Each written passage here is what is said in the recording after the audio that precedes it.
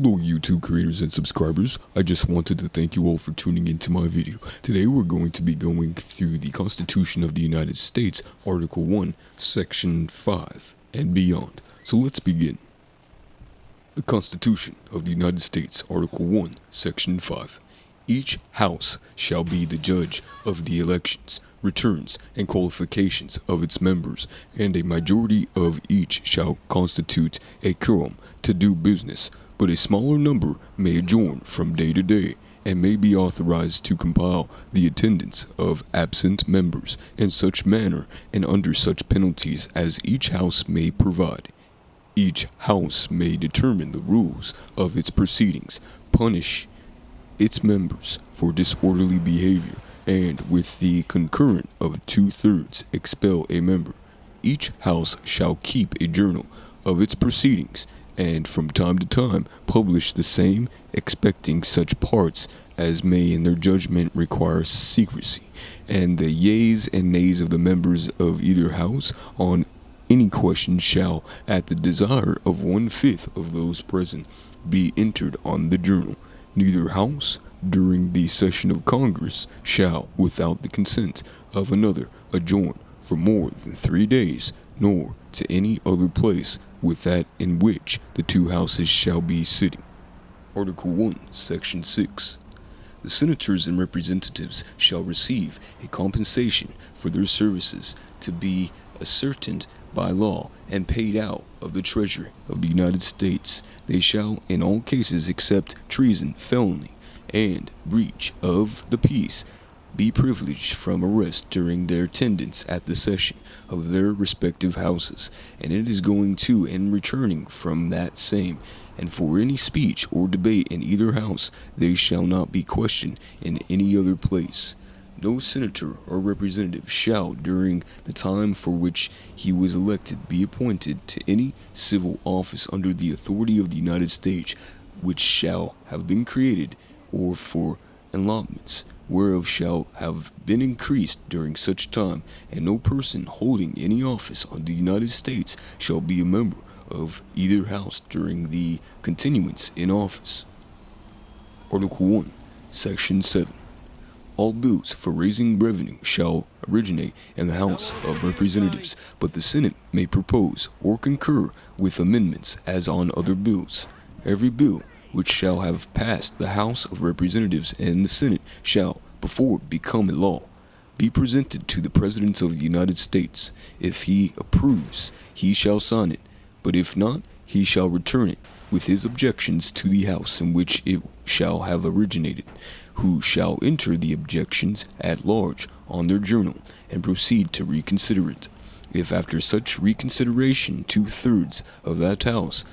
shall agree to pass the bill, it shall be sent together with the objections to the other house, by which it shall likewise be reconsidered, and if approved by 2/3 of that house, it shall become a law. But in all such cases of the votes of both houses shall be determined by yeas and nays, and the names of the persons voting for and against the bill shall be entered on the journal of each house respectively. If any bill shall not be returned by the President within 10 days, Sundays excepted,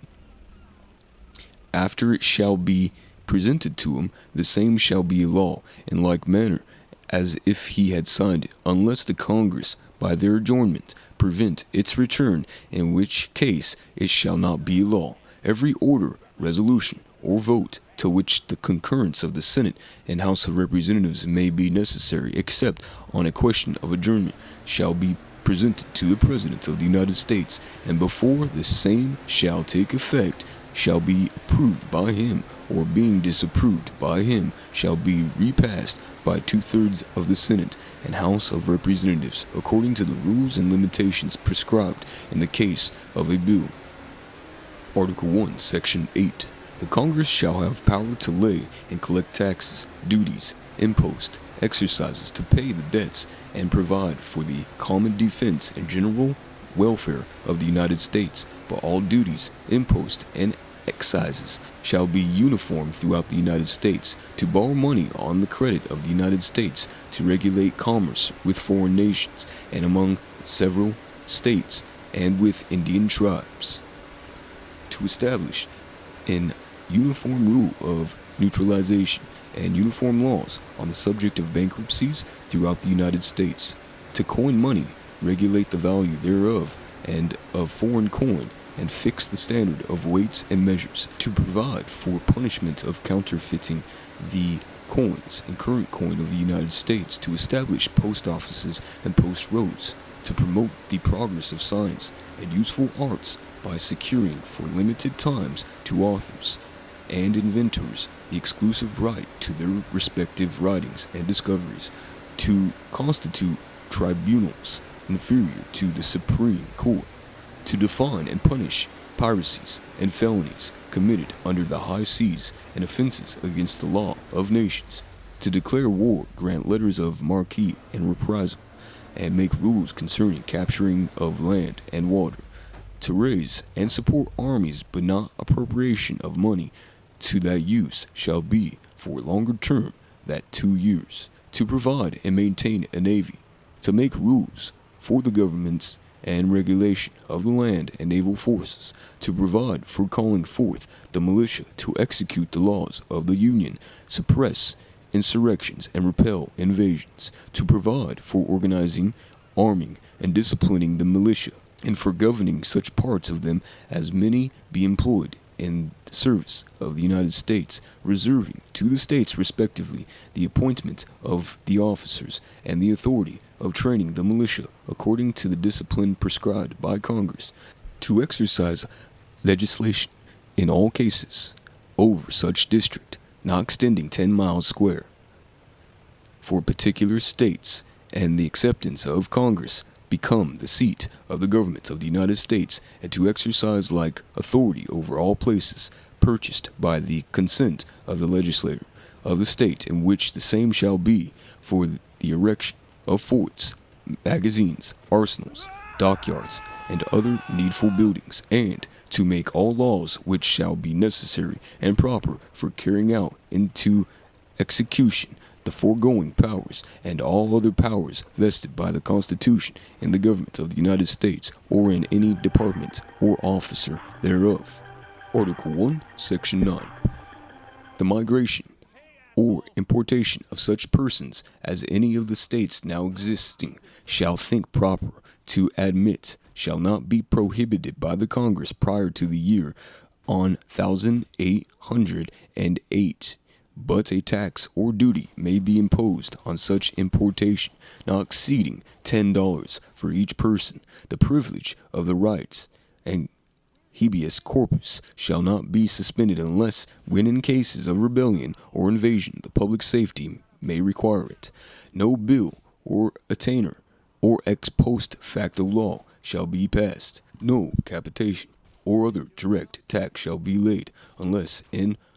proportion to the census or enumeration herein before directed to be taken. No tax or duty shall be laid on articles imported from any state. No preference shall be given by any regulation of commerce or revenue to the ports of one state over those of another.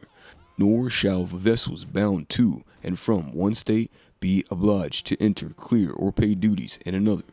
No money shall be drawn from the treasury, but in consequence of appropriations made by law, and irregular statements and account of the receipts and expenditures of all public money shall be published from time to time. No title of nobility shall be granted by the United States, and no person holding any office of profit or trust under them shall, without the consent of the Congress, accept of any present allotment, office, or title of any kind whatever from any king, prince, or foreign state. Article 1, Section 10. No state shall enter into any treaty, alliance, or confederation, grant letters of marque or reprisal, coin, money, emit bills of credit, make anything but gold, silver, coin, a tender in payment of debts, pass any bill of attainder, ex post facto law, or law impairing the obligation of contracts, or grant any title of nobility. No state shall, without the consent of the Congress, lay any impost or duties on imports or exports except what may have been absolutely necessary for executing its inspection laws, and the net produce of all duties and imposts laid by any state on imports or exports shall be for use of the Treasury of the United States, and all such laws shall be subject to revision and control of the Congress. No state shall, without the consent of Congress, lay any duty on the tanja, keep troops and ships of war in time of peace, enter into any agreement or compact with any other state, or with a foreign power, or engage in war unless actually invaded, or in such imminent danger as will not admit of delay. I just wanted to thank you all for tuning into my video. If you enjoyed what you saw, please like, comment, and subscribe, and you have a good afternoon or evening.